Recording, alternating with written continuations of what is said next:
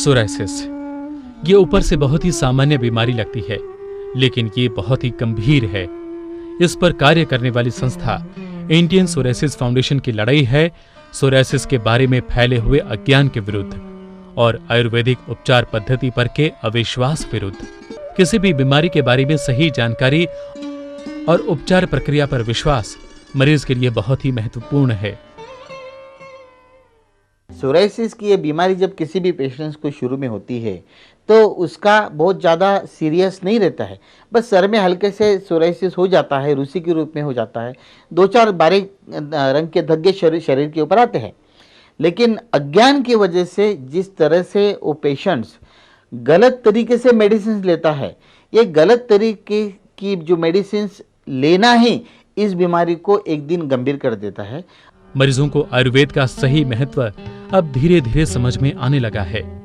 इसकी मिसाल है इंडियन सोरायसिस फाउंडेशन के मुंबई के नजदीक वसई के ARC भवन पर इकट्ठा हुई ये जनमेदनी। मुझे ये बीमारी 7-8 साल से है। मैंने बहुत दवाई किया था इसके लिए। मैं पुणे गया था, बेलगाम गया था, गोवा में भी मैं गया था, वहाँ भी दवाई लिया था। मैंने बॉम्बे में बहुत डॉक्टर के पास से दवाई लिया था, लेकिन वो कम होता था, बाद में वापस बढ़ता था, तो पूरा क्योर तो नहीं होता था। और उससे हड्डी का प्रॉब्लम हो रहा था मुझे चलने के लिए वगैरह, और आँख भी कम दिखने लगा था। पेपर में पढ़ा था नवाकाल में कि डॉक्टर अम्बलकर करके वसई में है, तो मैं उनके पास गया था। तो उन्होंने बोला कि आपका मैं 100% तो क्योर करूँगा 3-4 महीने के अंदर। तो मैंने उनका दवाई चालू किया था, अभी मुझे 4-5 महीने हो गया, तो अभी 90% तो रिलीफ है मुझे।